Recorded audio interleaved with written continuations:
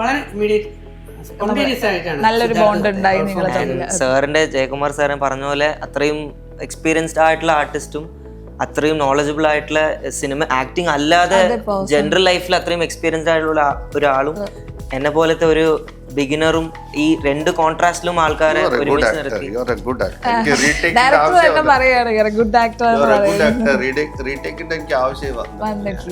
Dialogue തന്നെ ഉണരു ലഹരിക്കെതിരെ മക്കളുടെ വിജയമാണ് മാതാപിതാക്കളുടെ ഏത് പേരൻസാ പറയാ, എത്ര അംബാനി തന്നെയൊക്കെ അഡാനി ആവട്ടെ ഇവൻ മോദി ആവട്ടെ, അവരുടെ കുട്ടികള് കഴിച്ചു കഴിഞ്ഞു അവരുടെ ഫാമിലി ഈസ് നോട്ട് സക്സസ്ഫുൾ. അപ്പൊ എനിക്ക് ഞാൻ ഒരു കുട്ടി അവന്റെ ജീവിതം വിജയിപ്പിക്കണമെങ്കിൽ സിനിമ അതിന്റെ ബെസ്റ്റ് മീഡിയമാണ്. കാരണം കണ്ണിലൂടെയും കയറും, ചെവിയിലൂടെയും കയറും, എല്ലാം പെട്ടെന്ന് കാര്യങ്ങൾ റിയലൈസ് ചെയ്യാനായിട്ട് നമുക്ക് സിനിമ നമ്മളെ ഒത്തിരി സഹായിക്കും. കണ്ടിറങ്ങി കഴിയുമ്പോൾ ജനങ്ങളുടെ ഹൃദയത്തിൽ അല്ലെങ്കിൽ നാട്ടില് ആ സോങ്ങിന്റെ ആ സിനിമയിലെ പാട്ടിന്റെ ഒരു വരിയെങ്കിലും മൂടാൻ കഴിഞ്ഞിട്ടുണ്ടെങ്കിൽ ആ ഫിലിം, ആ ഡയറക്ടർ, ആ മ്യൂസിക് ഡയറക്ടർ എല്ലാവരും വിജയിച്ചു കഴിഞ്ഞു. I am blessed. ഓറാന്ന് പറയുമ്പോൾ പെട്ടെന്ന് കിട്ടുന്നതല്ല കേട്ടോ, ഭയങ്കര അധികം ഒരുപാട് കഷ്ടപ്പെട്ടിട്ട് കിട്ടുന്നൊരു സംഭവമാണ്. എനിക്ക് പറഞ്ഞപ്പോൾ തന്നെ എനിക്ക് വളരെ ടച്ചിങ് ആയിട്ട് എനിക്ക് തോന്നി. കാരണം വെച്ചിട്ടുണ്ടെങ്കിൽ എൻ്റെ ജീവിതത്തോട്ട് ബന്ധപ്പെട്ട ഒരു കഥ പോലെ എനിക്ക് തോന്നി. ഒരു സിനിമ കണ്ടിറങ്ങുമ്പോൾ പലപ്പോഴും ചില ആൾക്കാർ അതിനെ നെഗറ്റീവായി കുട്ടികൾ ചിലത് ഇപ്പൊ നമ്മളെ ചിലര് പറഞ്ഞപ്പോ വെട്ടുന്ന സിനിമകളാണ് വരുന്നതെങ്കിൽ വെട്ടൽ എങ്ങനെ എടുക്കാം, തലമണ്ട എങ്ങനെ അടിച്ചു പൊട്ടിക്കാം, അങ്ങനെ കട്ട് ചെയ്യുന്ന കണ്ടില്ലേ കുറെ ഹൊറർ അല്ലെങ്കിൽ ഭയങ്കര നെഗറ്റീവ് സാധനം വന്നാൽ അത് ജീവിതത്തിൽ അഡാപ്റ്റ് ചെയ്യാനായിട്ട് കുറെ പേര്. ഗിരീഷാണ് എനിക്ക് ശരിക്കും പറഞ്ഞാൽ ഒരു ഉണർവ് ഉണ്ടാക്കി തന്ന ആൾ. കാരണം തേന്മാങ്കൊമ്പത്ത് ഞങ്ങൾ കാസറ്റ് ചെയ്തുകൊണ്ടിരുന്ന ആൾക്കാരാണ്. തേന്മാങ്കൊമ്പത്ത് എന്ന് പറഞ്ഞാൽ നമ്മളെ പ്രതീക്ഷിച്ചതിൻ്റെ അപ്പുറത്ത് പോയി. കാരണം ജനങ്ങൾ മുഴുവൻ ഏറ്റെടുത്തിട്ട് ഇനി നമ്മൾ ഇതിനപ്പുറത്തേക്ക് എന്ത് ചെയ്യുമെന്നുള്ള പേടിയായിപ്പോയി. അപ്പോൾ ആ സമയത്ത് ഒരു പടം ചെയ്തുകൊണ്ടിരിക്കാൻ നേരത്ത് ഗിരീഷിനോട് ഞാൻ പറഞ്ഞേ, ഞാൻ ഈ സിനിമ എനിക്ക് പറ്റുള്ളൂ എന്ന് എനിക്ക് തോന്നുന്നില്ല.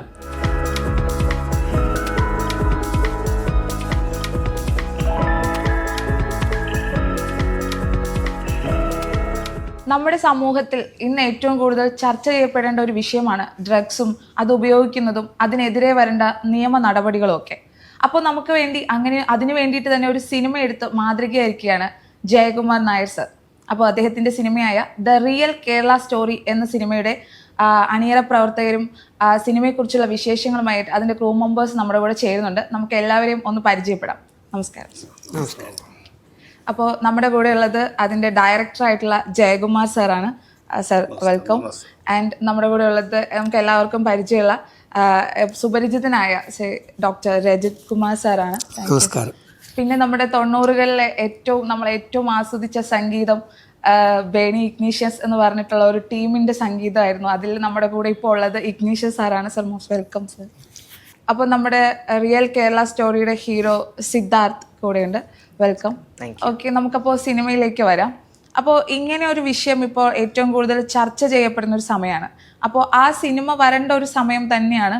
സോ അപ്പോൾ നിങ്ങൾ ഇങ്ങനെ ഒരു ടോപ്പിക് എടുത്ത ഒരു സിനിമ ചെയ്യുക. അപ്പോൾ സാറിന് എന്തായിരുന്നു അതിൽ പിന്നിലുള്ള ഒരു കാരണം ഇങ്ങനെ ഒരു ടോപ്പിക്ക് തന്നെ എടുക്കണം എന്ന് വിചാരിച്ചത്? ഇതിൽ എടുക്കാൻ കാരണം അങ്ങനെ പറഞ്ഞാൽ ഒന്നുമില്ല. ഞാൻ കാണുന്നുണ്ട് ചെറിയ കുട്ടികൾ സ്കൂളിൽ നിന്ന് തൊട്ട് തുടങ്ങുന്നുണ്ട് എന്നുള്ളത്. ഞാൻ പ്രാക്ടിക്കലി അത് ശ്രദ്ധിച്ച് ഞാൻ അതിനെ പറ്റിയിട്ട് നല്ല തെറോ സ്റ്റഡി ചെയ്തു. അത് കഴിഞ്ഞിട്ട് കോളേജിലേക്ക് നീങ്ങുന്നു, കോളേജിൽ നിന്ന് കോർപ്പറേറ്റ് സെക്ഷനിലേക്ക് നീങ്ങുന്നു. ഇതെല്ലാം കണ്ടുകൊണ്ട് വരികയാണ്. കുട്ടികൾ ആദ്യം അത് എടുക്കാൻ തുടങ്ങണു, അത് കഴിഞ്ഞ് അവർ സ്വന്തം കാരിയർ ആവണു, പിന്നെ അവരുടെ ഫ്രണ്ട്സുകളെ അതിനും അടിമയാക്കി. അങ്ങനെ നോക്കുമ്പോൾ ഓരോ കുടുംബത്തും ഓരോ വീട്ടിലും ഒരാൾ വന്നു കഴിഞ്ഞാൽ ആ വീട് ഇല്ലാണ്ടാവാണ്.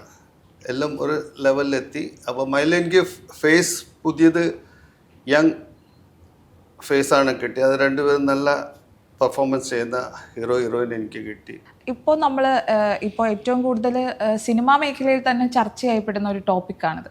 കൂടാതെ ഇപ്പോഴത്തെ യങ്സ്റ്റർ സാർ പറഞ്ഞതുപോലെ ഏറ്റവും കൂടുതൽ യൂസ് ചെയ്യുന്നത് കുട്ടികൾ ആണെന്ന് നമുക്കിപ്പോൾ തന്നെ അറിയാം. അപ്പോൾ നമ്മൾ ഇതിനെക്കുറിച്ച് ചിന്തിക്കുന്നുമുണ്ട്. അപ്പോൾ ഈ ഒരു ചിത്രം നമ്മൾ പ്രേക്ഷകരിലേക്ക് എത്തിക്കഴിഞ്ഞാൽ ഒരാൾക്കെങ്കിലും ഇതൊരു മോട്ടിവേഷൻ ആകാൻ സാധ്യത ഉണ്ട് എന്ന് സാറിന് തോന്നുന്നുണ്ടോ? 100%. ഉണ്ട്. അതാണ് അതിൽ പറഞ്ഞിട്ടുണ്ട്, ഞാൻ എൻ്റെ സബ്ജക്റ്റിൽ കൊടുത്തിട്ടുണ്ട്. Alcoholism, drug addiction is A curable disease. നമ്മളെ കോൺഫിഡൻ്റ് ഉണ്ട്, നമുക്കത് വീടിക്കാം. അതിനുള്ള ഒരുപാട് ട്രീറ്റ്മെൻ്റ് ഉണ്ട്. ട്രീറ്റ്മെൻറ്റിൻ്റെ ഒപ്പം നമ്മുടെ കോൺഫിഡൻ്റ് ആണ് നമുക്ക് വേണ്ടത്. Where there is a will there is a way. അതുമാതിരി നമ്മുടെ കോൺഫിഡൻറ്റോടു കൂടി നമ്മൾ പോവുകയാണെങ്കിൽ definitely you will be successful. അതോടുകൂടി നിങ്ങൾ ഒരുപാട് പേരെ നിങ്ങളുടെ ഒപ്പം കൊണ്ടുവരാം. ഇതാണ് you work for that, we can reduce. Same time നമുക്ക് പോലീസ് സപ്പോർട്ട്, പിന്നെ നമ്മുടെ ജനങ്ങളുടെ സപ്പോർട്ടും പിന്നെ പൊളിറ്റിക്കൽ സപ്പോർട്ട് എല്ലാം കിട്ടിയാൽ this can be stopped any moment. Like അങ്ങനെ നമുക്ക് റെഡ്യൂസ് ചെയ്ത് വരും. ഇന്ന് നമ്മൾ നോക്കുകയാണെങ്കിൽ ഇന്ന് ഇന്ത്യയിൽ ഇപ്പം ഫസ്റ്റ് കേരള സ്റ്റാൻഡ് ഡ്രഗ്സിൽ as a reason I have taken. നമ്മളെ നാടാണ്, ഞാൻ വളർന്നത് എല്ലാം ബോംബെയിലാണെങ്കിൽ നമ്മളെ നാടോടുള്ള ഒരു അറ്റാച്ച്മെന്റ് എന്ത് വന്നാലും ഉണ്ടാവും, തീർച്ചയായിട്ടും ഉണ്ടാവും. നമ്മളുടെ മണ്ണാണ്, നമ്മൾ ഞാൻ ഇതെടുക്കാൻ അപ്പോൾ ഇത് നമ്മള് നമ്മുടെ നാടിന് വേണ്ടി കൊടുക്കുന്ന ഒരു വലിയൊരു ഫോർ ഓൾ യങ്സ്റ്റേഴ്സ് സ്പ്രെഡായി പോകണം. I will be more happy. പക്ഷെ നമ്മൾ കേരളത്തിൽ ഇത് അടിച്ചമർത്തണം. അതാണ് ഒരു ഹാസ് ടു ബി സ്റ്റോപ്ഡ്. ആ ഒരു പിടി മുറുക്കിയതുപോലെ തന്നെയാണ് ഫീൽ ചെയ്യുന്നത്. അപ്പം പാരൻസ് അറിയേണ്ട, കുട്ടികൾ അറിയേണ്ട, പ്രത്യേകിച്ചും ഈ റിയൽ കേരള സ്റ്റോറി എന്ന് പറയുന്നത് കുട്ടികൾ മനസ്സിലാക്കേണ്ട കുറേ കാര്യങ്ങളുണ്ട്. സ്കൂളിൽ പഠിക്കുന്ന കുട്ടികൾ, കാരണം അവർക്ക് ഫ്യൂച്ചർ കിടക്കുകയാണ്. നമുക്ക് തന്നെ അറിയാം, നമ്മുടെ ഏറ്റവും വലിയ ആരാധ്യ പുരുഷനായിരുന്നു മൈക്കൽ ജാക്സൺ. ആ ഒരു വിടവ് നികത്താൻ ലോകത്തിന് ആർക്കും പറ്റത്തില്ല, അല്ലേ? ഇത്രയും കോടികൾ കൊണ്ടുണ്ടാക്കിയെടുത്ത ആ ഒരു സാമ്രാജ്യം സിന്തറ്റിക് ഡ്രഗ് കൊണ്ടാണ്, അല്ലെങ്കിൽ അദ്ദേഹത്തിന് ആ ഡ്രഗ്സിലാണ് ആ ലൈഫ് തന്നെ നമുക്ക് നഷ്ടപ്പെട്ടു പോയത്. അപ്പം നമ്മുടെ കുട്ടികൾ, ഭാവി തലമുറ തകരാതിരിക്കാനും, ഇവർ തകർന്നാൽ അടുത്ത പ്രോബ്ലം എന്താ? ഇവരിൽ നിന്ന് അടുത്ത തലമുറ ജനിക്കുന്നതിന് ഒരുപാട് ജനിതക വൈകല്യങ്ങൾ വരാനുള്ള സാധ്യതയും വളരെ കൂടുതലാണ്. അപ്പം ഒരു ഫാമിലി ബോണ്ടേജോടുകൂടി, സോഷ്യൽ കമ്മിറ്റ്മെൻറ്റോടുകൂടി ഒരു എന്താ പറയുക, ഒരു കുട്ടി അവൻ്റെ ജീവിതം വിജയിപ്പിക്കണമെങ്കിൽ സിനിമ അതിൻ്റെ ബെസ്റ്റ് മീഡിയമാണ്. കാരണം കണ്ണിലൂടെയും കയറും, ചെവിയിലൂടെയും കയറും, എല്ലാം പെട്ടെന്ന് കാര്യങ്ങൾ റിയലൈസ് ചെയ്യാനായിട്ട് നമുക്ക് സിനിമ നമ്മളെ ഒത്തിരി സഹായിക്കും. അപ്പം ഇതുപോലെയുള്ള സിനിമകൾ ഇനി ഇറങ്ങാൻ പോകുന്നേ ഉള്ളൂ. എനിക്ക് തോന്നുന്നു റിയൽ കേരള സ്റ്റോറിയാണ് ഡ്രഗ്സിന്റെ ഇത്രത്തോളം ഇമ്പാക്റ്റ് വന്നപ്പം ഇറങ്ങുന്ന ആദ്യ സിനിമ എന്നുള്ളതാണ്. എനിക്ക് അതിൻ്റെ മുകളിൽ ശ്രദ്ധിക്കേണ്ട ആവശ്യം വന്നിട്ടില്ല. ഒരു ട്യൂണ് ഇട്ട് ഒന്ന് അയക്കും, ഞാൻ പറയും സാറേ ഇതിൽ എന്തെങ്കിലും ഒന്നും നമുക്ക് ചെയ്യാൻ പറ്റുമോ? അപ്പോൾ അതിലും ബെറ്റർ ആയിട്ടൊന്നും കൂടി അയക്കും. അപ്പം പിന്നെ അതിലും ഏതാ സെലക്ട് ചെയ്യേണ്ടതെന്ന് ഞാൻ കൺഫ്യൂസ് ആയിട്ട് പോകും. അപ്പം അത്രയ്ക്കും ദാറ്റ് പ്രൊഫഷണലിസം പറഞ്ഞില്ലേ, ദാറ്റ് ഈസ് കോൾ. ആൾക്കാർ പറയും ഒരു പഴയതായി, ഇനിയിപ്പോൾ ലേറ്റസ്റ്റിൽ പറ്റില്ല. അന്നും ആൾക്കാർ, ചെറിയ കുട്ടികളും പാടുന്ന പാട്ടെല്ലാം പഴയ പാട്ടുകളാണ്. അവരുടെ പാട്ടൊന്നും പഴകി പോകില്ല. അത് നമ്മളെ മനസ്സിൽ നിന്ന് ഉണ്ടാക്കിയെടുക്കുന്ന പാട്ടുകൾ മനസ്സുകളിലേക്ക് പോയിക്കോളും. കമ്പ്യൂട്ടറിൽ നിന്ന് ഉണ്ടാക്കുന്ന കമ്പ്യൂട്ടറിലേക്ക് പോകും, മനസ്സുകളിൽ നിലനിൽക്കും. അതാണ് നമ്മുടെ ലക്ഷ്യം. നമ്മുടെ കാലഘട്ടം കഴിഞ്ഞ് പോയാലും നമ്മളുടെ ഉള്ളിൽ നിന്ന് വന്നിട്ടുള്ള കുറെ പാട്ടുകൾ ആളുകളുടെ മനസ്സിൽ കിടക്കണം. അല്ല, ആ പാട്ടുകളൊക്കെ ഇപ്പോഴും ആൾക്കാർ പാടുന്നു, ഓർക്കുന്നു എന്ന് പറയുമ്പോൾ അത് തന്നെയാണ് ഏറ്റവും വലിയൊരു വിജയം. നമ്മുടെ ഒരു സന്തോഷം, നമ്മുടെ ജോലിയുടെ ഒരു സക്സസ് അതാണ്. എന്തെങ്കിലും കാണിച്ചു കൂട്ടിയാൽ പോരാ. നമ്മൾ 5 പാട്ടുള്ള പടങ്ങൾ, 6 പാട്ടുള്ള പടങ്ങളൊക്കെ ചെയ്തിട്ടുണ്ട്. പക്ഷെ അതിലൊരു 4 പാട്ടെങ്കിലും ജനങ്ങളുടെ മനസ്സിൽ ഉണ്ടാവുക എന്ന് പറഞ്ഞിട്ടുണ്ടെങ്കിൽ നമുക്ക് അത് വലിയൊരു ഭാഗ്യമാണ്. നമ്മുടെ ജന്മത്തിന് അതൊരു ഫലം ഉണ്ടായി എന്നുള്ളതാണ്.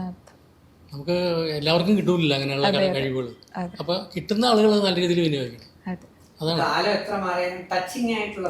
വിടില്ല. അതുമല്ല, ഞാൻ ഇതിൽ മ്യൂസിക് ഡയറക്ടർ സാറ് പറഞ്ഞ ബഡ്ജറ്റിൽ ഉണ്ടാക്കി തരാ പറയുന്ന മ്യൂസിക് ഡയറക്ടേഴ്സിന് ഞാൻ ഇവിടെ കണ്ടത്. I was really shocked. And this gentleman Ignatius sir പറഞ്ഞ, ഞങ്ങൾ അവിടെയും ഇവിടെയും വെച്ചിട്ട് ഒരു മ്യൂസിക് ഉണ്ടാക്കിയിട്ട് അങ്ങനത്തെ ഞാൻ ചെയ്യാൻ പറ്റില്ല. So I am really touch with this gentleman. Really അതൊരു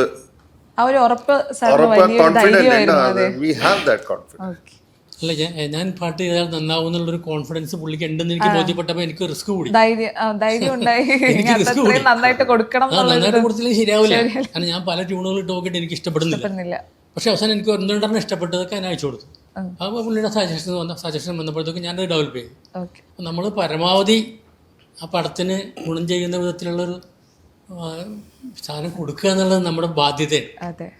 ഇതിൽ എത്രയോ സൂപ്പർ ഹിറ്റുകളുടെ അതെ, എത്രയോ സൂപ്പർ ഹിറ്റുകൾ മലയാളികൾക്ക് സമ്മാനിച്ച മ്യൂസിക് ഡയറക്ടറാണ്. അപ്പോൾ ആ പേര് തന്നെ ധാരാളം. അതെ അതെ ഇപ്പൊ ഇതിൽ ഇഗ്നീഷ്യസ് സാർ ഉണ്ട് എന്ന് പറയുമ്പോൾ തന്നെ അതിലെ പാട്ടുകൾ കേൾക്കാൻ ആൾക്കാർ വെയിറ്റ് ചെയ്യുന്നുള്ളതാണ് അദ്ദേഹത്തിന്റെ ഒരു, അദ്ദേഹം നമുക്ക് തന്ന സംഭാവനകളുടെ ഒരു പ്രതിഫലമാണത്. ജയകുമാർ സാറിന്റെ പ്രത്യേകത എന്നുണ്ടെങ്കിൽ നമ്മൾ നല്ലത് കൊടുത്താൽ നല്ലതാണെന്ന് മനസ്സിലാവും. അത് മനസ്സിലായില്ലെങ്കിൽ നമ്മൾ പിന്നെ അല്ല, അങ്ങനെ മനസ്സിലാക്കുന്നവർ വളരെ കുറവാണ് എത്ര കൊടുത്താലും. പല പാട്ടുകളും ഹിറ്റാകാണ്ടൊക്കെ പോകുന്നുണ്ടെങ്കിൽ നമ്മൾ നല്ലത് കൊടുക്കും, അവർക്കൊന്നും മനസ്സിലാവില്ല. അതെ, എന്നിട്ട് വേറെ ഒരെണ്ണത്തിന്റെ ചരണം ഒരെണ്ണത്തിന്റെ പല്ലവി കൂടി കൂട്ടിയാൽ എങ്ങനെ ഉണ്ടാവും എന്നൊക്കെ വെറുതെ പറയണേ. ചുമ്മാ ചോദിക്കാം, അത് നശിച്ചു അതോടുകൂടി.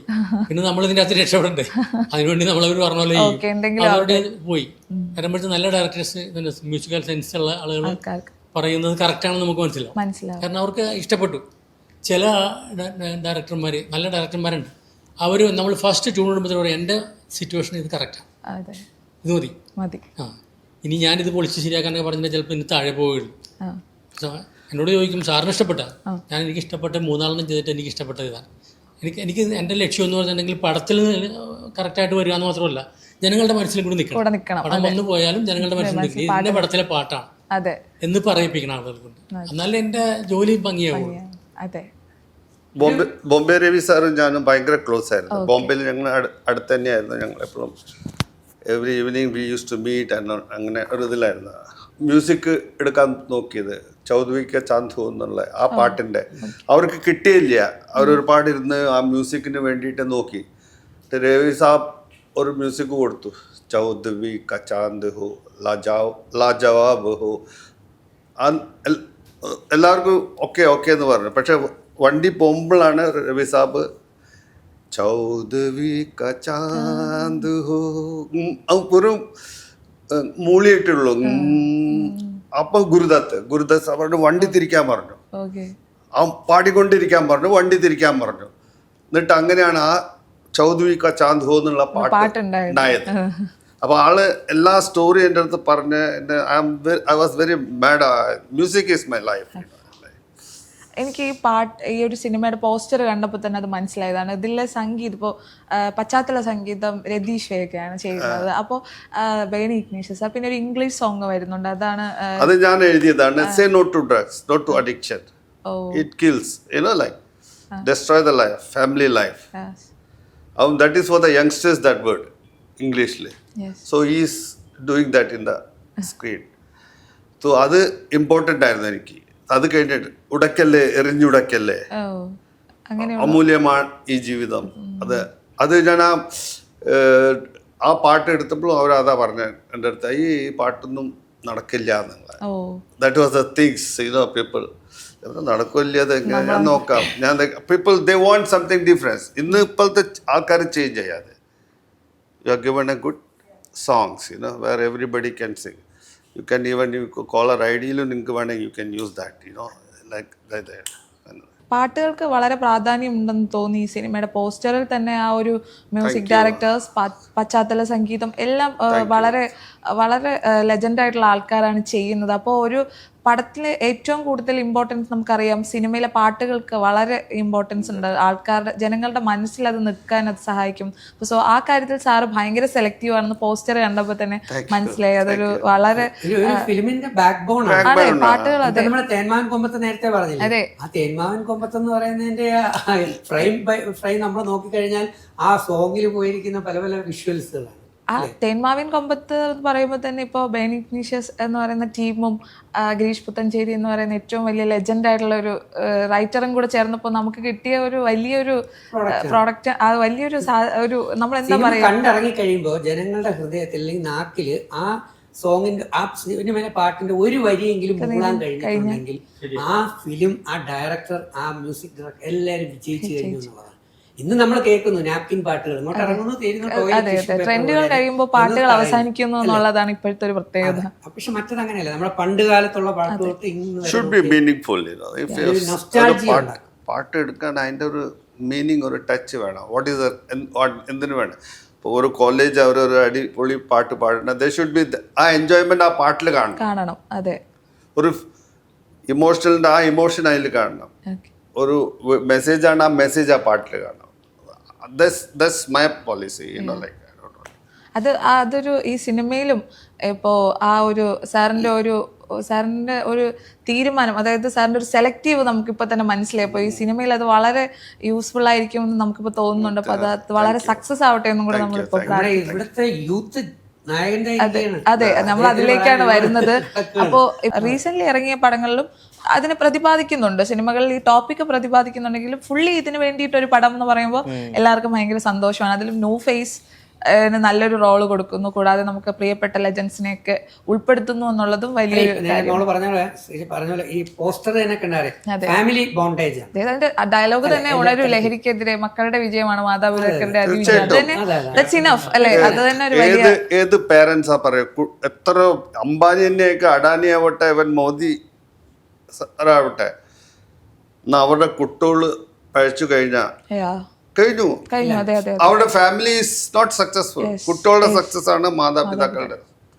ആ പോസ്റ്ററിൽ തന്നെ അല്ലെങ്കിൽ അതിന്റെ ഒരു മെയിൻ ആയിട്ടുള്ള ഒരു ടോപ്പിക്കിൽ കൂടെ തന്നെ സർ സിനിമയുടെ ഫുൾ സാധനങ്ങൾ നമ്മൾ പ്രേക്ഷകരിലേക്ക് എത്തിച്ചു കഴിഞ്ഞു. അത് തന്നെയാണ് അതിന്റെ ഏറ്റവും വലിയ വിജയം എന്ന് നമുക്ക് തോന്നുന്നത്. അതും സാറ് ഇത്രയും സാറൊക്കെ എക്സ്പീരിയൻസ്ഡ് ആയിട്ടുള്ള ആളാണ്. പുള്ളിക്കാരൻ്റെ അതെ ഞാൻ ഒരു ആദ്യമായിട്ട് പുള്ളിക്കാരൻ്റെ കൂടെ സ്ക്രീൻ ഷെയർ ചെയ്യുമ്പോൾ തന്നെ എനിക്ക് കോമ്പിനേഷൻ സീൻസ് ഉണ്ട്. അപ്പൊ അത് എനിക്ക് ഞാൻ ഒന്നും നമുക്ക് സ്പോയിൽ ചെയ്യണ്ട. ഞാൻ ഏത് സെറ്റിൽ പോയാലും എല്ലാ ആക്ടറിനും എനിക്ക് ഇതുപോലെ എന്നെ പോലെ സ്റ്റാർട്ട് ചെയ്യുന്നവർക്ക് ഒരു ചെറിയ നെർവസ്നെസ് ഉണ്ടാവും. അപ്പൊ പക്ഷെ ഞാൻ അവിടെ പോയപ്പോ അങ്ങനെ ആയിരുന്നില്ല. പടപടെ പെട്ടെന്ന് ചെയ്തു. സാറ് വന്നു, മോനെ ഇത് ഇങ്ങനെ ചെയ്യാലോ എന്നൊക്കെ ചോദിച്ചു. ഞാനിത് പറയാം, മോൻ ഇവിടെ ഇരുന്നോ എന്നൊക്കെ പറഞ്ഞ് ഭയങ്കര കംഫർട്ടബിൾ ആക്കി. ആ ഒരു കംഫർട്ടാണ് എനിക്ക് അങ്ങനെ നമ്മളുടെ കൂടെ നിൽക്കുന്ന ഒരു കോ ആക്ടേഴ്സ് കിട്ടുക എന്നുള്ളതും വലിയൊരു ഭാഗ്യമാണ്. അതെ, പറഞ്ഞ പോലെ തന്നെ ഇപ്പോഴും ഓർമ്മയുണ്ട് സെറ്റ് വന്നോണ്ട് ആദ്യം പുള്ളി പറഞ്ഞു അയ്യോ ബിഗ് ബോസ്. അതെ, ബിഗ് ബോസ് ആണ് സാറിന്റെ ഒരു ബ്രേക്ക് എന്ന് തന്നെ വേണമെങ്കിൽ പറയാം. ഓടി ഒന്ന് കെട്ടിപ്പിടിക്കുകയായിരുന്നു. ഞങ്ങൾ തമ്മിൽ ഡിസ്കസ് ചെയ്തു കാര്യങ്ങൾ വളരെ നല്ലൊരു ബോണ്ട് ഉണ്ടായി നിങ്ങൾ തമ്മിൽ. സാറിന്റെ ജയകുമാർ സാറിനെ പറഞ്ഞ പോലെ അത്രയും എക്സ്പീരിയൻസ്ഡ് ആയിട്ടുള്ള ആർട്ടിസ്റ്റും അത്രയും നോളജബിൾ ആയിട്ടുള്ള സിനിമ ആക്ടിങ് അല്ലാതെ ജനറൽ ലൈഫിൽ അത്രയും എക്സ്പീരിയൻസ്ഡ് ആയിട്ടുള്ള ഒരാളും എന്നെ പോലത്തെ ഒരു ബിഗിനറും ഈ രണ്ട് കോൺട്രാസ്റ്റിലും ആൾക്കാരെ ഒരുമിച്ച് നിർത്തി.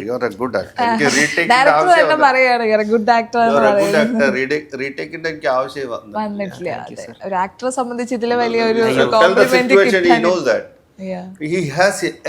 എല്ലാ ആക്ടറും ആക്ട്രസിനും അവരുടെ ഈ സ്വന്തം input is important. Unless he has his own input, absolutely, we can't call them as an actor. Sir വേണമെങ്കിൽ വേറൊരു എൻ്റെ ഏജിലുള്ള ഓൾറെഡി മാർക്കറ്റിലുള്ള ആളെ ചൂസ് ചെയ്തിരിക്കാം. ഞാൻ എവിടുന്നോ ചെന്നൈയിലാണ്. ഞാൻ അവിടുന്ന് എനിക്ക് കോൾസ് വന്നു. ഞാൻ അവിടെ മുംബൈയിൽ പോയി, അവിടെ ഞങ്ങൾ ഷൂട്ട് ചെയ്തു, നാട്ടിൽ വരുന്നു. ഇതൊക്കെ തന്നെ എൻ്റെ ക്യാരക്ടറും സാറിന്റെ ഇൻപുട്സ് കൂടുതലുണ്ടായിരുന്നു. എനിക്ക് അധികം ഹാർഡ് വർക്ക് ചെയ്യേണ്ട ആവശ്യം വന്നിട്ടില്ല. സാറിന്റെ പോയിന്റ്സ് താങ്ക് യു സാർ. സാറിന്റെ പോയിന്റ്സ് ആൻഡ് സാറിന്റെ thought process was really strong. ഞങ്ങൾക്ക് ജസ്റ്റ് അത് കേട്ടിട്ട് അങ്ങ് പെർഫോം ചെയ്താൽ മതി, വേറൊന്നും ആവശ്യം വന്നിട്ടില്ല. ആൻഡ് ടോട്ടലി ഒരു എല്ലാ സിനിമകളിലും എക്സ്പീരിയൻസസ് ആണ് നമുക്ക് എനിക്ക് പേഴ്സണലി കൂടുതൽ ഗെയിൻ ചെയ്യാൻ ഞാൻ താല്പര്യപ്പെടുന്നത്. പടത്തിൽ നിന്നും ഒരുപാട് കിട്ടി. എനിക്ക് നല്ലൊരു എക്സ്പീരിയൻസും ആണ്. അപ്പൊ ഇവിടെ നമ്മളിപ്പോ സിദ്ധാർത്ഥിന്റെ കാര്യം നോക്കിയാൽ സിദ്ധാർത്ഥിന് ലഹരിയായി തുടങ്ങി ഇല്ലേ? സോ ഇത് ഇവിടെ കൊടുക്കുന്ന സന്ദേശം എത്രേ ഉള്ളൂ, പഠിക്കുന്ന കുട്ടിക്ക് പഠിത്ത ലഹരിയാക്കി എടുക്കാം. ഒരു ഡോക്ടർ ആണെങ്കിൽ ആ പ്രൊഫഷൻ ലഹരിയാക്കി എടുക്കാം. സിനിമ ഡയറക്ടർ ആണെങ്കിൽ ഡയറക്ഷൻ ലഹരിയാക്കി. ചെയ്യുന്ന വർക്ക് അല്ലെങ്കിൽ നമ്മൾ ചെയ്യുന്ന ആ ജോലി അതിനെ നമ്മൾ പാഷനേറ്റ് ആയിട്ട് ചെയ്യാൻ പറ്റുകയാണെങ്കിൽ നമുക്ക് പിന്നെ വേറൊരു ലഹരി നോക്കി പോകണ്ട. പലപ്പോഴും ലഹരിയിൽ വീണുപോകുന്ന കുട്ടികളെന്ന് പറയുന്നത് എവിടെയെങ്കിലുമൊക്കെ തേപ്പ് കിട്ടിയതും, തേപ്പ് മീൻസ് പരീക്ഷയ്ക്ക് തേപ്പ് കിട്ടിയിട്ടുണ്ടാവും, മാർക്ക് പോയിട്ടുണ്ടാവും, അല്ലെങ്കിൽ ഈ മറ്റേലുള്ള തേപ്പുകൾ, ഈ ഡിപ്രഷൻസ് ഉണ്ടാകുന്ന സമയങ്ങളിലാണ് പിന്നെ എങ്ങനെ മുമ്പോട്ട് പോവാം. അപ്പൊ അതിന്റെ എല്ലാ വഴികളിലൂടെയും നല്ലൊരു കുടുംബം അല്ലെങ്കിൽ ഫാമിലി എങ്ങനെയാണ് ഇല്ലാതാകുന്നത്, എല്ലാ തരത്തിലുള്ള മെസ്സേജുകളും സോഷ്യൽ കമ്മ്യൂണിക്കേഷൻസും ഈ പറയുന്ന റിയൽ കേരള സ്റ്റോറിയുടെ എല്ലാ ഏരിയകളിലൂടെയും ആ സ്ക്രിപ്റ്റ് ടച്ച് ചെയ്തു പോയിട്ടുണ്ട്. അതാ വലിയ ഇപ്പൊ എൻ്റെ ക്യാരക്ടർ എന്ന് പറയുന്നത് ഒരു അച്ഛനാണ്, ഫാദറാണ്, പള്ളിയിലച്ഛൻ എന്ന് പറയുന്നത്. ഒരു അച്ഛന് ഒരുപാട് കാര്യങ്ങൾ അറിയാം അല്ലേ? മീൻസ് കുമ്പസാരത്തിന് വരുന്ന മാതാപിതാക്കളുടെ കാര്യങ്ങൾ അറിയാം, ദെൻ കുട്ടികളുടെ കാര്യങ്ങൾ അറിയാം, സമൂഹത്തിന്റെ കാര്യങ്ങൾ, ഒരുപാട് ഒരുപാട് ഒരുപാട് ഒരുപാട് കണക്ട് ചെയ്തായിരിക്കും കാര്യങ്ങൾ പോകുന്നത്. അപ്പൊ ഇതിനകത്ത് ഒത്തിരി കാര്യങ്ങൾ നമ്മുടെ കുട്ടികൾക്ക് അറിയാനുള്ള, നമ്മുടെ പാരന്റ്സിന് അറിയാം, ഫാമിലിക്ക് അറിയാനുള്ള, സമൂഹത്തിന് അറിയാനുള്ള നല്ലൊരു ഫാമിലി സന്ദേശങ്ങൾ കൊടുക്കുന്ന സ്പെഷ്യലി ഫാമിലി ഇതൊരു ഫാമിലി ഓഡിയൻസിന് വേണ്ടിയുള്ള സിനിമയാണ് ഇത്. കണ്ടിട്ട് സ്പെഷ്യലി അതിൽ 2 സെൻട്രൽ ക്യാരക്ടറായിട്ട് പൊയ്ക്കൊണ്ടിരിക്കുന്നത്. പക്ഷെ വ്യത്യസ്തമായ ആംഗിളിലാണ് കാര്യങ്ങൾ പൊയ്ക്കൊണ്ടിരിക്കുന്നത്. അപ്പോൾ ഈ 28 പടം ചെയ്തതിൽ ഞാൻ ആദ്യമായിട്ടാണ് ഒരു പള്ളിയിലച്ഛൻ്റെ വേഷം ചെയ്യുക, ഒരു ലോഹ ഇടുക എന്ന് പറയുന്നത്. ഒരു ഭയങ്കര എന്താ പറയാ, അത് വേറെ ലെവലാണ്. ഒരു പരിപാവനമായ ലെവലാണ്. അതിനൊരു ഡിവൈനിറ്റി. ആ ഡിവൈനിറ്റിയും നായകനും തമ്മിൽ ഒരുപാട് കണക്ഷൻ. സാർ അത് ഒരുപാട് സ്ട്രോങ് ആയിട്ട് പുൾ ഓഫ് ചെയ്തു. ആ ഒരു കോസ്റ്റ്യൂം ഇട്ട് നിന്നപ്പോ തന്നെ നമുക്ക് മനസ്സിലായി. പെട്ടെന്ന് കിട്ടുന്ന അല്ല കേട്ടോ, ഭയങ്കര അധികം ഒരുപാട് കഷ്ടപ്പെട്ടിട്ട് കിട്ടുന്ന ഒരു സംഭവമാണ്.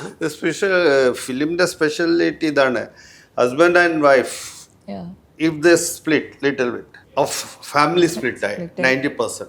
And സിനിമയിലെ മെയിൻ ഇമ്പോർട്ടൻസ് അതാ. A family split 90% family already split ആയി കഴിഞ്ഞു. പിന്നെ അമ്മ കുട്ടികൾക്ക് സപ്പോർട്ട് ചെയ്ത് ഫാദർ സൈഡ് ലൈൻ ചെയ്യുക, ഫാദർ അത് അങ്ങനെയാണ് കുടുംബം ബ്രേക്ക് ആയിപ്പോണ്ട്. അതും ഇതിൽ നമ്മൾ കൊടുത്തിട്ടുണ്ട്. അവരുടെ ഒരു സ്പ്ലിറ്റ്നെസ് കുട്ടികളുടെ ലൈഫിൽ പറയാതെ സാർ ഇപ്പം മലയാളം സാറിന് കുറച്ച് കടപ്പാട്, സാറ് ഹിന്ദി ഇംഗ്ലീഷിന്റെ ആളായതുകൊണ്ട് മലയാളം സാർ പറയും. ഇപ്പൊ നമ്മുടെ ഇവിടെ ഡൈവേഴ്സ് എന്ന് പറയുന്ന സാധനം മാസീവായിട്ട് കയറി വരികയാണ് അല്ലേ. ഒന്നിപ്പോ നമ്മുടെ അമ്മ അച്ഛനൊക്കെ എടുത്തു കഴിഞ്ഞാൽ 30 വർഷം 40 വർഷം 50 വർഷം കുടുംബജീവിതം നയിച്ചാൽ. പക്ഷെ ഇപ്പോഴത്തെ ഒരു ട്രെൻഡിലേക്ക് പോകുമ്പോൾ കല്യാണം കഴിക്കാൻ 3 മാസം പോലും ആവുന്നില്ല, 6 മാസം പോകുന്നില്ല, അതിന് മുമ്പ് തന്നെ സ്പ്ലിറ്റ് ആവുക, അതിൻ്റെ ഇടയിൽ കുഞ്ഞുങ്ങളാവുക, ഇതിന് അങ്ങോട്ട് പോവുക, 2 മക്കളാവുക, 5 വർഷം പോലും ഇവിടെ സ്പ്ലിറ്റ് ആവുക.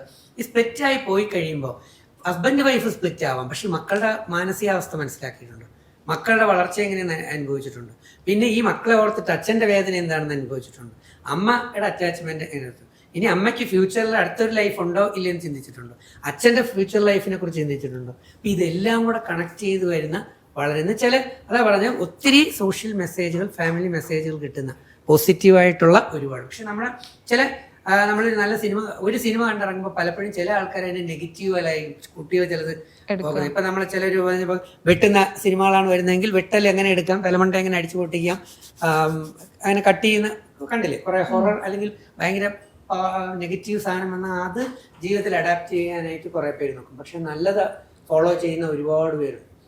അപ്പോൾ ആ ഒരു നല്ല പടങ്ങൾ നമുക്ക് ജനങ്ങൾക്ക് കൊടുക്കാൻ തക്ക രീതിയിലാവുമ്പോൾ തീർച്ചയായിട്ടും ഒരു ഫാമിലി, ഇന്നത്തെ ഫാമിലി അറിയേണ്ട, അതുകൊണ്ടാണ് ആ പേര് തന്നെ അറിയുന്നത്, ദ റിയൽ കേരള സ്റ്റോറി. ആ ടൈറ്റിൽ തന്നെ റിയാലിറ്റി ഉണ്ട്. അപ്പൊ ആ ഒരു സംഗതി അതിനകത്തുണ്ട്. ഇത് വിട്ട് സാറിപ്പോ തന്നെ കുറച്ചങ്ങ് പറഞ്ഞു പോയി. അപ്പൊ അതിനകത്തേക്ക് നമ്മൾ കൂടുതൽ കയറി കഴിയുമ്പോഴത്തേക്ക് എന്താണ് ഇതിന്റെ ഔട്ട്പുട്ട് അല്ലെങ്കിൽ എന്നുള്ളത് തിയേറ്ററിൽ തന്നെ അത് കാണേണ്ട ഒരു ഇതാണ്, എടുത്ത് കണ്ട് അനുഭവിച്ച് മനസ്സിലാക്കി കാണുന്ന ഈ പടത്തിൽ മാത്രമാണ്. അതെ അതെ, ഒരു കുട്ടി സക്സസ്ഫുൾ പേഴ്സൺ ആയി മാറണമെങ്കിൽ ആ കുട്ടിയുടെ ബാക്ക് ബോൺ എന്ന് പറയുന്നത് സക്സസ്ഫുൾ ഫാമിലി തന്നെയാണ്. ഫെയിലിയർ ഫാമിലിയിൽ നിന്ന് വളരെ കുറച്ചു പേർക്ക് മാത്രമേ ഇവിടം വരെ എത്താൻ. ഇപ്പോ ഫെയിലിയർ ആവുന്നവർക്കും അതിന്റെ ഇതിൽ നിന്ന് വളരെ കുറച്ച്. ഞാനിത് ആ സ്റ്റോറി റിയലൈസ് ചെയ്യുന്നോണ്ട് ഞാൻ പറയുന്നത് ഫെയിലിയർ ഫാമിലിയിൽ നിന്ന് സക്സസ് റിപ്പോർട്ട് സീറ്റ് അല്ലെങ്കിൽ ബിഗ് ബോസ് അല്ലെങ്കിൽ ഇവിടം വരെ ചേർന്നിരിക്കുന്ന ഒരു വ്യക്തിയാണ്. എന്നെ സംബന്ധിച്ച് ഞാൻ വല്ല ബോംബെ അതോലോ ഗുണ്ടയോ തല്ലിപ്പൊളിയോ അല്ലെങ്കിൽ തന്നെ ഞാൻ ചുമ്മാ പറയാം, 10ാം ക്ലാസ് കുത്തിയും കഴിഞ്ഞ് ഏറ്റവും ഇന്റർനാഷണൽ തല്ലിപ്പൊളി ഉണ്ടെങ്കിൽ അതിനനുസരിച്ച് പോയി എന്നെ പെട്ടിയിലായി വാഴ വയ്ക്കേണ്ട തെങ്ങ് വയ്ക്കേണ്ട സമയം കഴിഞ്ഞ് പോവേണ്ട ഞാൻ അത്രയും സ്പോയിൽഡ് അല്ലെങ്കിൽ കംപ്ലീറ്റ് തകർന്ന് തരിപ്പണമായ ഒരു ഫാമിലിയിൽ നിന്ന് ഇവിടം വരെ എത്തിച്ചേർന്നു. അപ്പൊ അത് എന്നെ സിനിമകൾ ഒരുപാട് സ്വാധീനിച്ചിട്ടുണ്ട്. കാരണം ഒരു പിടിവള്ളിയാണ്, മുന്നോട്ട് പോകാനുള്ള പിടിവള്ളിയാണ്. നമുക്ക് ഒറ്റ വള്ളി കിട്ടിയാൽ മതി അടുത്ത സ്റ്റെപ്പിലേക്ക് പോകാനായിട്ട്. അതുകൊണ്ട് ആ മെസ്സേജുകൾ ഒരു ഫാമിലി ബോണ്ടായി. ഇപ്പൊ നമ്മൾ IAS എടുത്ത പലരെയും നോക്കിക്കോളൂ, IPS എടുത്ത പലരെയും നോക്കിക്കോളൂ, അല്ലെങ്കിൽ ഉയർന്ന ലെവലിൽ എത്തിയിരിക്കുന്ന അതിൽ 90% പേരുടെയും ബാക്കിൽ ഫാമിലി എന്ന് പറയുന്ന ഒരു പവർഫുൾ സാധനം. ഞാൻ മോട്ടിവേഷൻ സ്പീക്കറാണ്, അറിയാമല്ലോ. കൗൺസിലിംഗ് ഷോകൾ 10-20 വർഷം നടത്തിയിട്ടുള്ള ഒരാളാണ് ഞാൻ. ഇതെല്ലാം സ്റ്റഡി ചെയ്തിട്ടാണ്. അപ്പൊ ഇപ്പൊ ലഹരി ഉപയോഗിക്കുന്ന കുട്ടികളിൽ പലരെയും നോക്കിക്കൊള്ളൂ, അതിൽ 90% 80% പേരുടെയും ഫാമിലി നമ്മൾ പോയി പരിശോധിച്ച് നോക്കിയാൽ അവിടെ പ്രോബ്ലംസ് ആണ്. അപ്പൊ അത് നമുക്ക് എങ്ങനെ സോൾവ് ചെയ്യാം? അതിന് ജയകുമാർ സാറ് സ്വന്തമായി റിസ്ക് എടുത്ത് സമൂഹത്തിന്, കേരളത്തിന് വേണ്ടി, മലയാളിക്ക് വേണ്ടി ഒരു അറ്റംപ്റ്റ് നടത്തിയിരിക്കുകയാണ്. തീർച്ചയായിട്ടും നമ്മുടെ മലയാളി ജനങ്ങൾ നമ്മുടെ വിശ്വാസം. സാറിന് ഈ പാട്ടുകളിൽ ഇപ്പോൾ ജയകുമാർ സാറിലേക്ക് തന്നെ പാട്ടുകൾ ചെയ്യണം എന്നൊരു തോന്നൽ വരുന്നു. പറഞ്ഞ പോലെ ഇപ്പോൾ സാർ പറഞ്ഞു കുറച്ച് ബ്രേക്കിന് ശേഷമാണ് ഈ സിനിമ വരുന്നത്. അപ്പോൾ കുറച്ച് നാളത്തേക്ക് ഇപ്പോൾ ആക്റ്റീവായിട്ട് നിൽക്കുന്ന പല മ്യൂസിക് ഡയറക്ടേഴ്സും ഉണ്ട്. പക്ഷെ അവരെ ഒന്നും ചൂസ് ചെയ്ത് സാറിലേക്ക് ഈ പാട്ട് കൊണ്ടുവന്നെത്തിക്കാൻ ആ ഒരു ജേർണിയിലേക്ക് വന്നിട്ട് ഇപ്പോൾ ആ പാട്ട് ചെയ്ത് കൊടുക്കുന്നിടം വരെയുള്ള സാറിൻ്റെ ഒരു മാനസികാവസ്ഥ എന്തായിരുന്നു? ഇപ്പോൾ ഇങ്ങനെ നല്ലൊരു പാട്ട് തന്നെ കൊടുക്കണം, ആ കഥയ്ക്ക് ചേർന്ന ഒരു പാട്ടായിരുന്നോ അതോ അതിൽ നിന്ന് വ്യത്യസ്തമായ ഒരു പാട്ടായിരുന്നോ? എങ്ങനെയായിരുന്നു ആ പാട്ട് വന്ന വഴി എങ്ങനെയായിരുന്നു? കഥ എനിക്ക് പറഞ്ഞപ്പോൾ തന്നെ എനിക്ക് വളരെ ഇഷ്ടപ്പെട്ട ടച്ചിങ് ആയിട്ട് എനിക്ക് തോന്നി. കാരണം വെച്ചിട്ടുണ്ടെങ്കിൽ എൻ്റെ ജീവിതമായിട്ട് ബന്ധപ്പെട്ട ഒരു കഥ പോലെ എനിക്ക് തോന്നി. എൻ്റെ കുടുംബത്തിൽ തന്നെ ഇഷ്ടംപോലെ ഇപ്പൊ തന്നെ കണക്റ്റഡ് ആണ് പലരുമായിട്ട്. അപ്പൊ ഇത് ഒരുപാട് പേർക്ക് കണക്ട് ചെയ്യാൻ പറ്റും. എൻ്റെ ബന്ധുക്കളൊക്കെ ആയിട്ട് തന്നെ ഇഷ്ടംപോലെ മദ്യപാനികളുണ്ട്. പലരും ആരോഗ്യപരമായിട്ടും സാംസ്കാരികമായിട്ടും സാമ്പത്തികമായിട്ടും ഒക്കെ നശിച്ചു പോയിട്ടുള്ള ആൾക്കാരുമുണ്ട്. പക്ഷെ എനിക്കതൊക്കെ അറിയാവുന്നതിൻ്റെ പേരിൽ ഇങ്ങനെയൊക്കെ പോയിട്ടുണ്ടെങ്കിൽ ഈ വഴിക്ക് എൻ്റെ ഫാദർ മദ്യപിക്കാത്ത ആളായിരുന്നു. അപ്പോൾ ഞാൻ അതിൻ്റെ കാരണം എന്താണെന്ന് അന്വേഷിച്ച് പിടിച്ച് വന്നപ്പോഴാണ് പുള്ളിയുടെ സഹോദരങ്ങളും ഇതുപോലെ എന്നേക്കാളും കുറേ പേർ നശിച്ചു പോയിട്ടുള്ളത്. അപ്പോൾ അതാണ് നല്ലത് എന്നെനിക്ക് തോന്നി. സിനിമ കണ്ടിട്ട് അങ്ങനെ തോന്നിയതല്ല, ജീവിതത്തിലെ അനുഭവങ്ങൾ കൊണ്ട് തോന്നിയതാണ്. അപ്പോൾ ഞാനിത് വന്ന് സാർ എന്നോട് ഇങ്ങനെ ഒരു സ്റ്റോറി പറഞ്ഞപ്പോൾ തന്നെ ഓർത്തു എനിക്ക് വേണ്ടി ഒരു സ്റ്റോറി ഉണ്ടാക്കിയതാണ് എനിക്ക് തോന്നി. കാരണം എൻ്റെ അനുഭവങ്ങൾ അതാണ്. അപ്പോൾ ഞാൻ വളരെ വർഷങ്ങളായിട്ട് തന്നെ ഇതിനോട് എതിർപ്പുള്ള ആളാണ്. അപ്പോൾ അങ്ങനെ ഒരാൾക്ക് ഇതിനകത്ത് സഹകരിക്കാൻ പറ്റിയല്ലോ എന്നൊരു സന്തോഷം തോന്നി. അപ്പോൾ അതുകൊണ്ട് ഞാനിത് ചെയ്തുകൊണ്ടിരിക്കുമ്പോൾ തന്നെ എനിക്ക് തോന്നി ഞാൻ അതിന് ഈണം ഇടുകയാണ് ചെയ്തത്. ഈണം കേൾപ്പിച്ചു കൊടുത്ത് സാറിന് ഇഷ്ടപ്പെട്ട് ഞാൻ അതിന് പിന്നെ ഇത് ആരെ കൊണ്ട് എഴുതിക്കും എന്നുള്ളതായി. ലിറിക്സ് ഈണം മ്യൂസിക് ചെയ്തതിന് ശേഷം ലിറിക്സ് എഴുതാനോർത്ത് സന്തോഷ് വർമ്മ ഇതിനെ പറ്റിയ ആളാണ്. അപ്പോൾ പുള്ളിനെ വിളിച്ച് പറഞ്ഞു. അപ്പോൾ പുള്ളിക്ക് സന്തോഷമായി. വളരെ വർഷങ്ങൾക്ക് ശേഷം ഞങ്ങൾ ഒന്നിച്ച് കൂടാൻ പോയി. അപ്പോൾ അങ്ങനെ പുള്ളിനെ കൊണ്ട് എഴുതിച്ച്. അപ്പോൾ പുള്ളി എന്നോട് കാര്യം ഡിമാൻഡ് പറഞ്ഞതാണ് എനിക്ക് സമയം തന്നെ, കാരണം സബ്ജക്റ്റ് ഇതാണ്. ഞാൻ എന്നിട്ട് ഡയറക്ടർ സാറുമായിട്ട് മുട്ടിച്ചു കൊടുത്തു. അപ്പോൾ പുള്ളി കറക്റ്റായിട്ട് പറഞ്ഞു കൊടുത്തു. എന്നിട്ട് എന്നെ വിളിച്ച് പറഞ്ഞു കാര്യം എനിക്ക് മനസ്സിലായി, എനിക്ക് ഇഷ്ടപ്പെട്ടത് എനിക്ക് എഴുതാൻ ഇഷ്ടമുള്ള സബ്ജക്റ്റാണ്. യാത്ര പറയുകയാണോ സൂര്യൻ എന്ന് തുടങ്ങുന്നൊരു വരിയാണ് എഴുതിയിരിക്കുന്നത്. അത് കേട്ടപ്പോൾ തന്നെ ഞാൻ 1.5 ആഴ്ച സമയം കൊടുത്തു പുള്ളി. ഞാൻ ഇടയ്ക്ക് വിളിക്കാനേ പോയില്ല. ഇടയ്ക്ക് ഇങ്ങോട്ട് വിളിക്കുമ്പോഴുള്ളൂ ഇടയ്ക്ക് 1-2 വരികളൊക്കെ പറഞ്ഞിട്ട് ഇങ്ങനെ മതിയോ അങ്ങനെ മതിയോ ചോദിക്കും മാത്രമേ ഉള്ളൂ. ഞാൻ അങ്ങോട്ട് ഒരിക്കലും ടെൻഷൻ കൊടുത്തിട്ടില്ല. ഫുൾ എഴുതി കഴിഞ്ഞിട്ട് ഇങ്ങോട്ട് അയച്ചു തന്നു. എന്നിട്ട് പറഞ്ഞു ഒന്ന് പാടി നോക്ക്, ട്യൂണുമായിട്ട് ശരിക്കും മാച്ച് ആകുന്നുണ്ടോ എന്ന് അറിയാൻ വേണ്ടിയാണ് എന്ന് പറയും. നോക്കിയപ്പോഴത്തേക്ക് അച്ചിട്ട പോലെ ഒന്നും ചെയ്യേണ്ടി വന്നില്ല. അന്ന് പലപ്പോഴും ചിലപ്പോൾ നമ്മൾ ട്യൂൺ മാറ്റി കൊടുക്കേണ്ടി വരും. കാരണം അല്ലെങ്കിൽ ആശയം മാറിപ്പോകും. നമ്മുടെ ട്യൂണിൽ തന്നെ ഇടിച്ചു കയറണമെന്ന് പറയുമ്പോൾ. സാർ ഇത്രയും കോൺഫിഡൻസ് ആയിട്ട് പറയുന്നത് ഞാൻ കേട്ടിട്ടുള്ള ഗിരീഷ് ഏട്ടൻ പാട്ട് എഴുതുമ്പോഴാണ് ഇങ്ങനെ വന്നിട്ടുള്ളതെന്ന് ഞാൻ കേട്ടിട്ടുണ്ട്. പല ഇന്റർവ്യൂസിലും ഞാൻ കേട്ടിട്ടുണ്ട് സാർ പറയും. ഗിരീഷാണ് എനിക്ക് ശരിക്കും പറഞ്ഞ ഒരു ഉണർവുണ്ടാക്കി തന്ന ആൾ. കാരണം തേന്മാങ്കൊമ്പത്ത് ഞങ്ങൾ കാസറ്റ് ചെയ്തുകൊണ്ടിരുന്ന ആൾക്കാരാണ്. തേന്മാങ്കൊമ്പത്ത് എന്ന് പറഞ്ഞാൽ നമ്മളെ പ്രതീക്ഷിച്ചതിൻ്റെ അപ്പുറത്ത് പോയി. കാരണം ജനങ്ങൾ മുഴുവൻ ഏറ്റെടുത്തിട്ട് ഇനി നമ്മൾ ഇതിനപ്പുറത്തേക്ക് എന്ത് ചെയ്യുമെന്നുള്ള പേടിയായിപ്പോയി.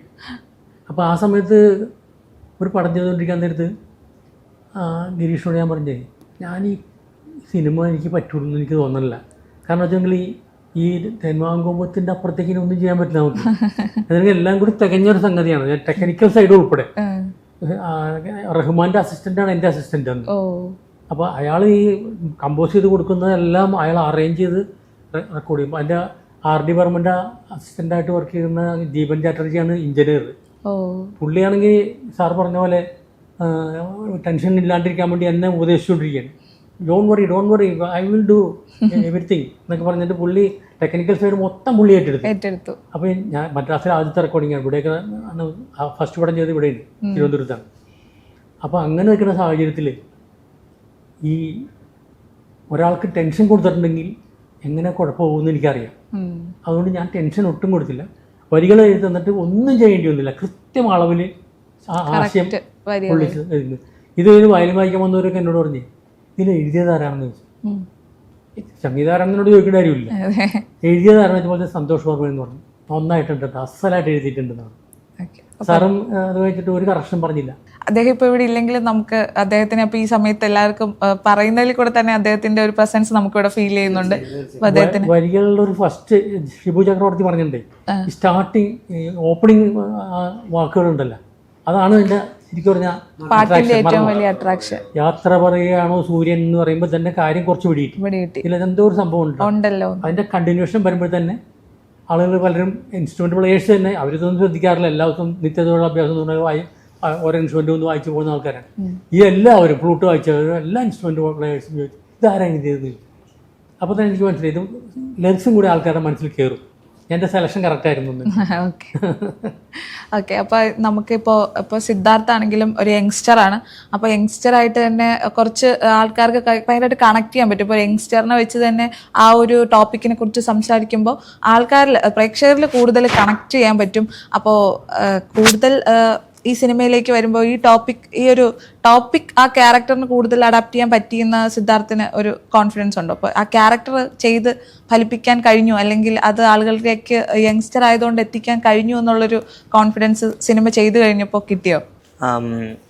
എനിക്ക് അതെ പറഞ്ഞ പോലെ തന്നെ ഒരു യങ്സ്റ്റർ ബേസ്ഡ് മൂവിയും കൂടെ ആയതുകൊണ്ട് ഐ മീൻ ആ ഒരു കണ്ടൻറ്റും ഒരു 80% യങ്സ്റ്റേഴ്സാണ് ഇപ്പോൾ സമീപത്തിൽ നമ്മൾ യൂസേജ് കൂടിയതും യങ്സ്റ്റേഴ്സിൻ്റെ നടുക്കാണ്. അപ്പോൾ ഞാൻ കുറച്ചുകൂടെ റെസ്പോൺസിബിൾ ആവണം. ഈ ക്യാരക്ടർ പ്ലേ ചെയ്യുന്നത് വിവേക് എന്നൊരു ക്യാരക്ടറാണ്. അപ്പോൾ ക്യാരക്ടർ പ്ലേ ചെയ്യുന്നത് മാത്രമല്ല കുറച്ചുകൂടെ റെസ്പോൺസിബിൾ ആയിട്ടുള്ള ഒരു എന്താ പറയുക ഒരു റെസ്പോൺസിബിലിറ്റി ഏറ്റെടുക്കേണ്ട ഒരു സമയം കൂടെയാണ് എനിക്കും. എൻ്റെ ഏജും ഒരു യങ്സ്റ്റേഴ്സ് ഞാനും ആ ഒരു കാറ്റഗറിയിൽ വരുന്ന ആളാണ്. ഞാൻ ഫുൾ കോൺഫിഡൻസും സാറിൻ്റെ ഐ മീൻ സ്ക്രിപ്റ്റിലും സാറിൻ്റെ ഡിറക്ഷനിലുമാണ് ഞാൻ വെച്ചത്. കാരണം ഞാൻ അങ്ങോട്ട് പോയത് ഇത് റിലേറ്റഡ് ആയിട്ടുള്ള എനിക്കും ഒരു ന്യൂ സാധനമാണ് ഈ ഡ്രഗ്സ് റിലേറ്റഡ് ആയിട്ടുള്ള ഒരു കണ്ടന്റിൽ. അതെ, അതിൽ അഭിനയിക്കുക, അതിലുള്ള എന്താ ഐ മീൻ അതിൻ്റെ യൂസ് ചെയ്ത് കഴിഞ്ഞാൽ അതിൻ്റെ സൈഡ് എഫക്ട്സും കാര്യങ്ങളൊക്കെ നമ്മൾ കണ്ട് ഇതുപോലെ ന്യൂസിലും വീഡിയോസിലും കാണുന്നതല്ലാതെ അത് നമ്മളായിട്ട് അത് ആക്ട് ചെയ്യുക എന്ന് പറയുന്നത്, അതായത് നമ്മൾ അതുപോലെ ക്യാമറയുടെ ഫ്രണ്ടിൽ നിന്ന് അതുപോലെ എക്സിബിറ്റ് ചെയ്യുക എന്ന് പറയുന്നത് അത് സാറിൻ്റെ ഒരു ഹെൽപ്പ് ഉള്ളതുകൊണ്ടാണ് എനിക്ക് ചെയ്യാൻ പറ്റിയത്. ഞാൻ ഭയങ്കരമായിട്ട് പെർഫോം ചെയ്തു, ഭയങ്കര ഹാർഡ് വർക്ക് ചെയ്തു എന്നല്ല ഞാൻ പറയുന്നത്. സാറിൻ്റെ ഒരു ഇതുകൊണ്ട് എനിക്ക് പെർഫോം ചെയ്യാൻ പറ്റി. അത് സാറിനും കൺവിൻസിങ് ആയിട്ട് വന്നിട്ടുണ്ടെന്ന് തോന്നുന്നു സാർ. അപ്പോൾ അതുകൊണ്ട് അതെ, എൻഡ് ഓഫ് ദി ഡേ ഞാൻ സാറിൻ്റെ അടുത്ത് ചോദിക്കും ടേക്സ് സാർ ഓക്കെ ആണോ? ഓക്കെ ആണ്. എനിക്ക് സാർ ഓക്കെ ആണെങ്കിൽ വേറെ ഒന്നും ഇല്ല ഇതില്. നമ്മള് ഗുഡ് ആക്ടർ. ഇപ്പോഴത്തെ യങ്സ്റ്റേഴ്സിന് ഇപ്പം ഇവിടെ സ്പെഷ്യലി നമ്മളെ മലയാളം നമുക്കുള്ളൊരു ഭാവി വാഗ്ദാനമാണ്. അതെ. അപ്പോൾ ഇങ്ങനെ ഒരു ടോപ്പിക് എടുത്ത് നമുക്ക് വേണ്ടി, ഇപ്പോൾ ഡ്രഗ്സിന് വേണ്ടി നമ്മൾ മലയാളികൾക്ക് വേണ്ടി ഇങ്ങനെയൊരു ടോപ്പിക് എടുത്ത് സംവിധാനം ചെയ്ത് നമ്മളിലേക്ക് എത്തിക്കുന്നു. ദ റിയൽ കേരള സ്റ്റോറി എന്ന പേരിൽ നമ്മളിലേക്ക് എത്തിക്കുകയാണ് ശ്രീ ജയകുമാർ സർ. അതിൻ്റെ കൂടെ നമുക്ക് ഇതിൻ്റെ കൂടെ മ്യൂസിക് ആയാലും ആക്ടേഴ്സ് ആയാലും എല്ലാവരും വളരെ എക്സ്പീരിയൻസ്ഡ് ആയിട്ടുള്ള ആൾക്കാരെ വെച്ച് ചെയ്യിപ്പിക്കുമ്പോൾ തന്നെ സാറിൻ്റെ ഒരു കോൺഫിഡൻസും ആ സിനിമയിൽ നമുക്കുള്ള വിശ്വാസവും അറിയാൻ കഴിയും. അപ്പോൾ നമുക്കിനി എന്തായാലും ഈ സിനിമ തിയേറ്ററിൽ പോയി തന്നെ കണ്ട് ഈ സിനിമ പൂർണ്ണമായിട്ടും വിജയിപ്പിക്കാൻ നമുക്ക് കഴിയട്ടെ എന്ന് ഞാൻ പ്രാർത്ഥിക്കുന്നു. കൂടാതെ ഈ സിനിമയ്ക്ക് എല്ലാവിധ സക്സസ്സുകളും ഇതിൻ്റെ ക്രൂ മെമ്പേഴ്സിനും നേരുന്നു. അപ്പോൾ എല്ലാവർക്കും thank you so much. Thank you.